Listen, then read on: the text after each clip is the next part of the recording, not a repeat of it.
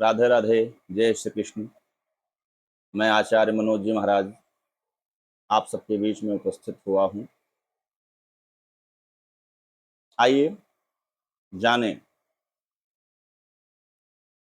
कि नवरात्र जो 4 प्रकार की होती है, आने वाले समय में गुप्त नवरात्र 6 तारीख से प्रारंभ हो रही है। 6 तारीख दिन शनिवार, जुलाई महीने में यह नवरात्र प्रारंभ हो रही है और दूसरे दिन रवि पक्ष भी लग रहा है। नवरात्र तो वैसे 4 प्रकार की होती है, लेकिन ये गुप्त नवरात्रि एक आषाढ़ शुक्ल पक्ष में पड़ती है, एक माघ शुक्ल पक्ष में पड़ती है। 2 नवरात्र को तो संसार के सभी लोग जानते हैं, लेकिन ये 2 नवरात्र गुप्त नवरात्र क्यों कही जाती है? इसलिए कि साधना की दृष्टि से सर्वोच्च होती है। जिसे माता शक्ति की आराधना करना है, घर में कोई विशेष बाधा है, तो इसमें 10 महाविद्या की पूजा का विधान है। 10 महाविद्या में काली माता प्रथम देवी हैं। काली माता के चरण शरण में रहने पर व्यक्ति के जीवन में उपस्थित सर्व प्रकार की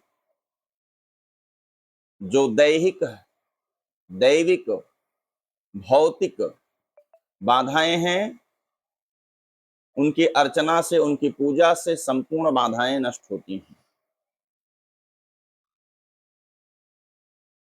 इस समय कन्या पूजन का विधान है। कोई अगर लंबी बीमारी से ग्रसित हो तो भगवती कालिका को लाल रंग के पुष्प गुप्त नवरात्र में चढ़ाए तो फायदा मिलता है। किसी के जीवन में वैवाहिक समस्याएं आ रही हैं तो वह व्यक्ति,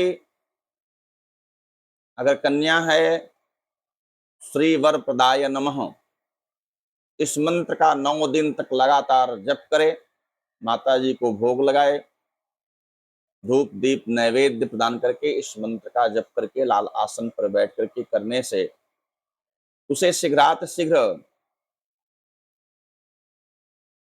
उस कन्या को वर प्राप्त होता है। और किसी वर को कन्या प्राप्त नहीं हो रही है तो पत्नी मनोरमाम देहि मनोवृत्तान सारणिम तारणिम दुर्ग संसार सागरस्य कुलोद्भवाम इस मंत्र का जप करे। और आपसे निवेदन है कि भगवती काली की उपासना करने से घर में किसी भी प्रकार से कोई भूत प्रेत पिशाच डाकनी शाकनी पिशाचनी ब्रह्म राक्षस कुष्मांडा भैरवादि कोई भी दोष हो, वह सारे दोष का शमन होता है। तो 6 जुलाई को गुप्त नवरात्रि का प्रारंभ है, प्रतिपदा है, पुनर्वसु नक्षत्र है, व्याघ्रात योग है। और 15 जुलाई को माता भगवती की उपासना करते हुए, हवन इत्यादि करते हुए व्यक्ति मां भगवती काली के चरणों में अपना तन मन धन सर्वस्व अर्पण करे। 108 नींबू की माला माता भगवती काली को पहनाए, जिससे समस्त शत्रुओं का विनाश होता है। हवन करे, दुर्गा सप्तशती का पाठ कराए। अगर नहीं पाठ कर सकता है तो 12वें अध्याय का 21 बार पाठ करने से घर में आपत्ति विपत्ति सब नष्ट होती है, भगवती कालिका प्रसन्न होती हैं। विशेष बाधा से ग्रसित होने पर उसे महाविद्या का पाठ कराना चाहिए, जिससे जीवन सुखमय कल्याणमय होता है। तो यह गुप्त नवरात्र छिपा हुआ है, सब लोग इसके विषय में नहीं जानते हैं, इसीलिए नाम छिपे हुए के कारण इसका नाम गुप्त नवरात्र है।